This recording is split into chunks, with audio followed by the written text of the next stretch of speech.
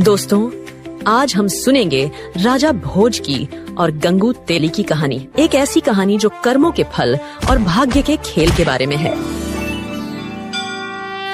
राजा भोज बहुत अच्छे राजा थे। वो अपनी प्रजा से बच्चों की तरह प्यार करते थे। एक बार राजा भोज भेष बदलकर साधारण कपड़ों में गलियों में घूम रहे थे। वे अक्सर रात को भेष बदलकर लोगों के घरों के पास जाते ताकि उनकी परेशानियां जान सकें। उस दिन राजा एक गरीब झोपड़ी के पास रुकते हैं। उन्होंने देखा अंदर एक छोटा दिया जल रहा है और एक बूढ़ा ब्राह्मण और उसकी पत्नी बात कर रहे हैं। अब मैं बूढ़ा हो गया हूँ। मेरे पास ताकत नहीं कि यजमानों के घर जाकर पूजा कराऊं। मेरा कोई बेटा भी नहीं जो कमाए। अब तो बस राजा भोज ही हमारी मदद कर सकते हैं। हाँ स्वामी, सुना है राजा भोज बहुत दयालु है। वो हमारी जरूर मदद करेंगे। अगले दिन ब्राह्मण राजा भोज के दरबार में पहुंचा। महाराज, मैं 80 साल का बूढ़ा हूँ। कमजोरी की वजह से कमा नहीं सकता। मेरा कोई बेटा भी नहीं। अब आप ही मेरा सहारा हैं। चिंता मत करो, मैं तुम्हें 100 सोने के सिक्के देता हूँ। अब तुम आराम से जिंदगी बिता सकते हो। राजा भोज के आज्ञा अनुसार उनका सैनिक एक सिक्कों से भरी थैली लाता है। ब्राह्मण खुशी से थैली लेता है और घर की ओर चल पड़ता है। ब्राह्मण सिक्कों की थैली लेकर घर पहुंचा। अब दोनों बहुत खुश थे क्योंकि उनकी जिंदगी सुरक्षित लग रही थी। ब्राह्मण थैली को प्यार से देखता है। देखो, अब हमारे पास इतने सिक्के हैं, न कमाई की चिंता न भूख की फिक्र। राजा भोज सचमुच देवता है। हाँ स्वामी, अब हम आराम से जिंदगी बिता सकते हैं। कुछ सिक्कों से अनाज लाएंगे और बाकी बचा लेंगे। ठीक है, पहले इन सिक्कों को सुरक्षित रखते हैं।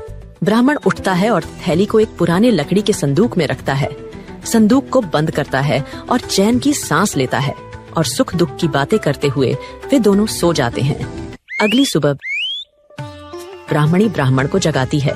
स्वामी उठो ना, सुबह हो गई। कुछ सिक्के लेकर बाजार चलो। घर में अनाज खत्म हो गया है, थोड़ा राशन ले आओ। हाँ, अभी लाता हूँ।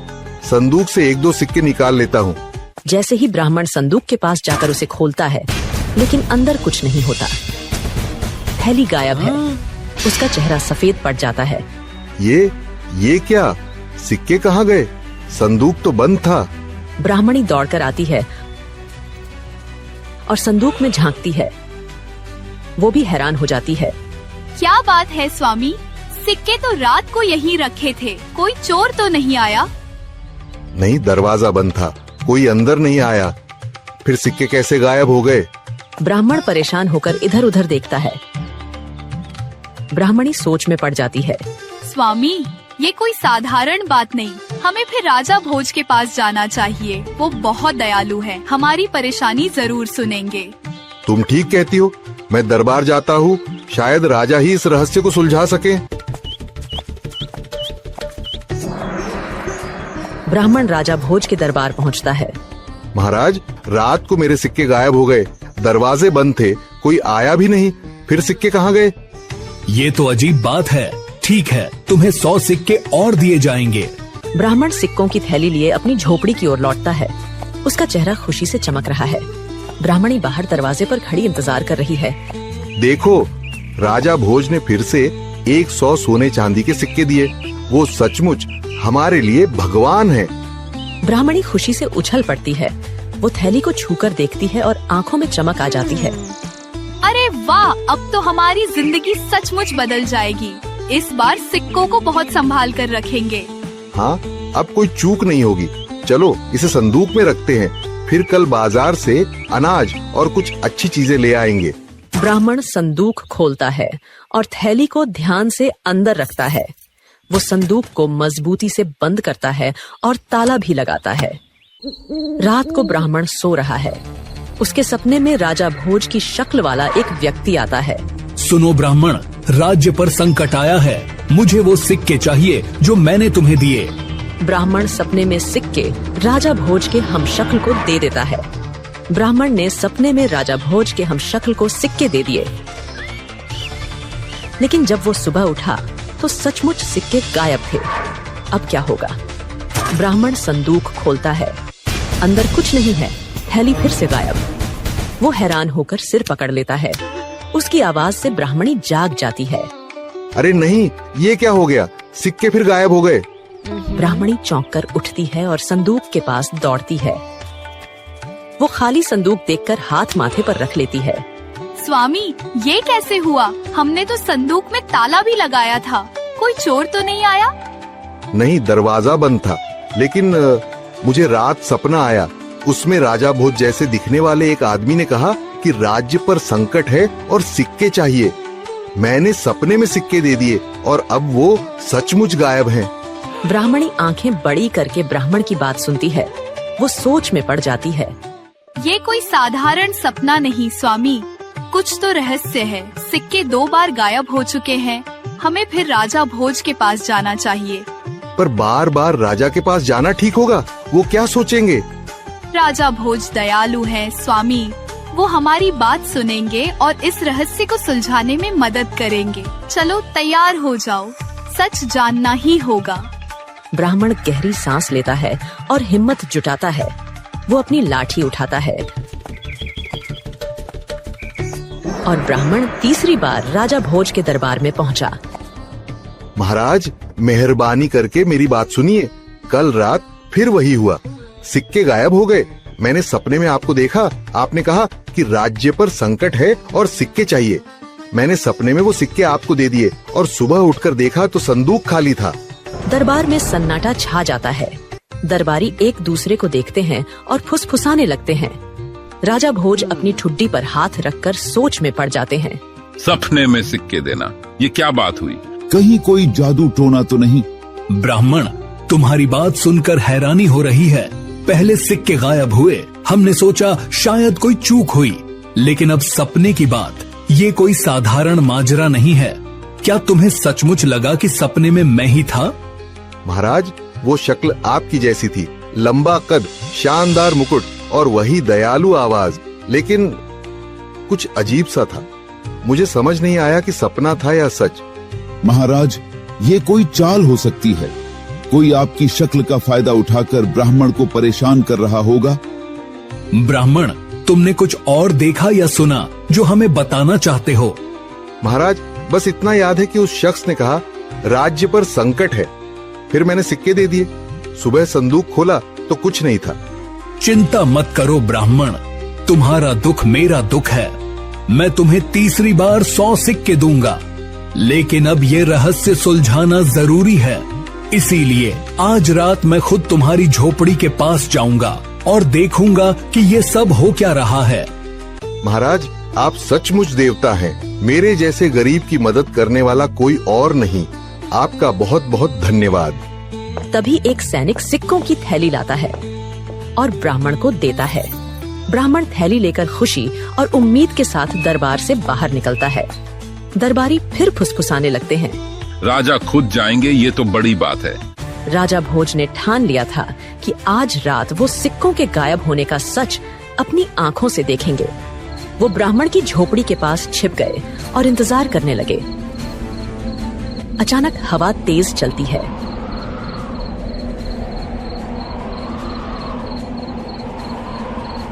झोपड़ी का दरवाजा हल्का खुलता है। एक लंबा आदमी झोपड़ी के अंदर प्रवेश करता है। उसकी शक्ल राजा भोज से बिल्कुल मिलती है। ब्राह्मण, उठो, राज्य पर बड़ा संकट आया है। मुझे वो सिक्के चाहिए जो मैंने तुम्हें दिए थे, जल्दी दे दो। ब्राह्मण नींद में बुदबुदाता है और सपने में सिक्के दे देता है। हम शक्ल संदूक की ओर बढ़ता है और सिक्कों की थैली अपने हाथ में ले लेता है। तभी राजा भोज झाड़ियों से बाहर निकलते हैं। रुक जाओ, तुम कौन हो जो मेरी शक्ल में इस गरीब को लूट रहे हो? राजन, मैं कोई चोर नहीं, मैं हूँ भाग्य जो हर इंसान की जिंदगी को चलाती है। ये ब्राह्मण अपने पिछले कर्मों का फल भोग रहा है। इन सिक्कों का सुख इसके नसीब में नहीं है। भाग्य, अगर तुम भाग्य हो तो इस गरीब पर दया क्यों नहीं करते? मैं इसकी सजा भुगतने को तैयार हूँ, तुम इसे छोड़ दो। राजन, तुम दयालु हो, लेकिन भाग्य के नियम कोई नहीं बदल सकता। ये ब्राह्मण अपने कर्मों से बंधा है और तुम भी। तुम्हें जल्दी ही इस कर्म के फल का सामना करना पड़ेगा। इतने में हम शक्ल हवा में घुलने लगता है। उसकी शक्ल धुंधली हो जाती है और वो गायब हो जाता है। अगले दिन राजा भोज अपने सबसे तेज घोड़े पर सवार होकर जंगल में शिकार खेलने निकले, लेकिन भाग्य ने उनके लिए कुछ और सोच रखा था। राजा का घोड़ा तेजी से दौड़ रहा है। सैनिक पीछे पीछे चिल्लाते हैं, महाराज थोड़ा धीरे, हम पीछे रह गए। डरो मत, ये घोड़ा मेरी बात मानता है, आज शिकार बड़ा होगा। अचानक घोड़ा एक ऊंची पहाड़ी की ओर बढ़ता है। राजा उसे रोकने की कोशिश करते हैं, लेकिन घोड़ा बेकाबू हो जाता है। अरे रुक, क्या हो गया तुझे? घोड़ा चीखता है और पहाड़ी से छलांग लगा देता है। राजा हवा में उछलते हैं, उनका मुकुट गिर जाता है, धनुष छूट जाता है और वो जमीन पर लुढ़कते हुए बेहोश हो जाते हैं। घोड़ा जंगल में गायब हो जाता है। एक पल में सब बदल गया। घोड़े की छलांग ने राजा को जंगल की गहराई में फेंक दिया। वो बेहोश पड़े थे और उनके सैनिक दूर छूट गए। तभी एक साधारण आदमी गंगू तेली बैलगाड़ी लेकर उधर से गुजरता है। उसकी नजर राजा पर पड़ती है। अरे ये तो कोई भला आदमी लगता है, घायल है, इसे ऐसे नहीं छोड़ सकता। गंगू तेली राजा को उठाता है और अपनी बैलगाड़ी में लादता है। वो उन्हें अपने घर की ओर ले जाता है। उसने राजा की जान बचाई और दिन रात उनकी देखभाल की। भाग्य ने राजा को महल से झोपड़ी में ला दिया। अरे होश आ गया, चिंता मत करो, तुम मेरे घर में सुरक्षित हो। मैंने तुम्हें जंगल से लाया था। बोलो तुम कौन हो? राजा कुछ बोलने की कोशिश करते हैं, लेकिन उनकी आवाज नहीं निकलती। वो सिर्फ गंगू को देखते हैं। क्या हुआ, बोल क्यों नहीं रहे? ठीक है, आराम करो, जब ताकत आएगी तब बताना। कुछ दिनों में राजा भोज ठीक हो गए। उनकी चोटें भर गईं, लेकिन उनकी जुबान अब भी बंद थी। शायद भाग्य ने उनकी आवाज छीन ली थी। एक दिन गंगू बाहर कोल्हू के पास काम कर रहा है।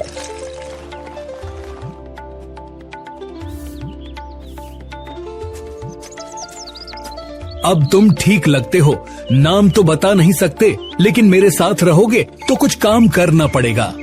चलो कोल्हू चलाने में मेरी मदद करो। राजा सिर हिलाकर हामी भरते हैं।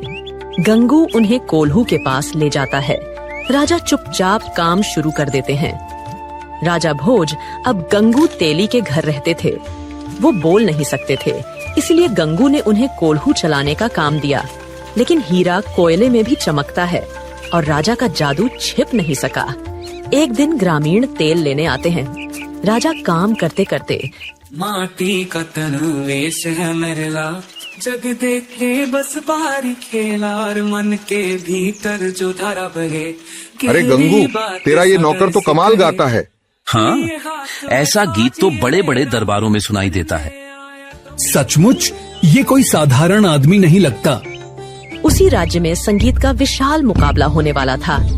वहाँ की राजकुमारी वसुंधरा संगीत की दीवानी थे। गंगू ने सोचा, क्यों न अपने नौकर को वहाँ भेजा जाए। गंगू राजा को साफ कपड़े देता है और कहता है, तू चल मेरे साथ, तेरी आवाज दुनिया को सुननी चाहिए, शायद कोई बड़ा इनाम मिले। दोनों दरबार की ओर चल पड़ते हैं। वहाँ बड़े बड़े गायक अपनी कला दिखा रहे हैं। राजकुमारी वसुंधरा सिंहासन पर बैठी थी। कोई ऐसा गायक लाओ जो मेरी बेटी का दिल जीत ले, ये सब साधारण लग रहे हैं। गंगू और राजा कोने में खड़े हैं। गंगू राजा की ओर इशारा करता है। राजा धीरे से मंच की ओर बढ़ते हैं। वो हाथ जोड़कर सबको नमस्ते करते हैं, फिर गाना शुरू करते हैं।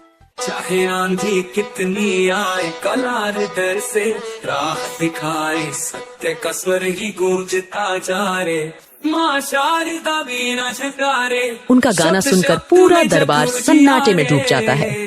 लोग मंत्रमुग्ध हो जाते हैं। वसुंधरा की आंखें चमक उठती हैं। वो उठ खड़ी होती है। यही वो गायक है जिसकी मुझे तलाश थी। मैं इससे विवाह करूंगी, सबसे शानदार, सबसे खास। वसुंधरा, ये क्या पागलपन है? ये तो साधारण आदमी है और तू राजकुमारी है। नहीं पिताजी, ये कोई साधारण इंसान नहीं, इनकी आवाज में शाही राग है, इनके दिल में जादू। इनकी परीक्षा लीजिए, ये कोई बड़ा राजकुमार है, मुझे यकीन है। वसुंधरा, बिना सबूत के मैं कैसे मानूं? हमारे विद्वान इसकी परीक्षा लेंगे। बोलो विद्वानों, इस युवक का सच क्या है? 4 विद्वान आगे बढ़ते हैं। महाराज, मैंने सारे देश का ज्ञान देखा। धर्म में सबसे बड़ा नाम है राजा भोज का। वो अपनी प्रजा को भगवान की तरह मानते हैं और बड़े बड़े धार्मिक काम करते हैं। महाराज, तप में भी राजा भोज का नाम सबसे ऊपर है। युद्धों में वो मौत से लड़े और जीते, ऐसा तपस्वी कोई दूसरा नहीं। कर्म की बात करें तो राजा भोज के कर्म सबसे अच्छे हैं। उनकी दया और न्याय की कहानियां हर जगह फैली हैं। महाराज, पुण्य में भी राजा भोज सबसे बड़े हैं। उनके पुण्य की कहानियां अनगिनत हैं। ऐसा इंसान ही हमारी राजकुमारी के लायक है। चारों विद्वानों ने एक ही नाम लिया, राजा भोज। लेकिन ये साधारण कपड़ों वाला आदमी राजा भोज कैसे हो सकता है? युवक, बोलो, तुम कौन हो? राजा भोज की चुप्पी टूटती है। वो पहली बार बोलते हैं, महाराज, मैं ही हूँ राजा भोज। ये साधारण कपड़े मेरी कहानी का हिस्सा हैं। भाग्य ने मुझे मेरे महल से यहाँ तक खींच लाया। राजा भोज का सच सामने आ गया था। अब भाग्य ने उनके लिए खुशियों का दरवाजा खोल दिया। राजकुमारी वसुंधरा और राजा भोज की शादी का जश्न शुरू हो गया। मुझे पता था आप कोई साधारण इंसान नहीं। वसुंधरा, भाग्य ने हमें यहाँ मिलाया और अब हम साथ रहेंगे। पंडित मंत्र पढ़ रहा है। आग की लपटें हवन कुंड से उठ रही हैं। वसुंधरा राजा भोज के गले में जयमाला डालती है। विवाह पूरे धूमधाम से संपन्न हुआ। राजा भोज के विवाह समारोह में गंगू तेली भी आया था। इसीलिए यह मुहावरा पड़ा, कहाँ राजा भोज, कहाँ गंगू तेली। अब आज का सवाल, हनुमान जी को किसने श्राप दिया था कि वे अपनी शक्ति भूल जाएंगे? ए नारद मुनि, बी वशिष्ठ ऋषि, सी मतंग ऋषि, डी इंद्रदेव। आपका जवाब हमें कमेंट में बताइए। सही उत्तर देने वालों की कमेंट को हार्ट मिलेगा। अगर आप हिंदू धर्म से जुड़ी कथाओं और रोचक क्विज में रुचि रखते हैं तो हमारे चैनल को सब्सक्राइब करें और बेल आइकन दबाना न भूलें ताकि अगला वीडियो मिस न हो।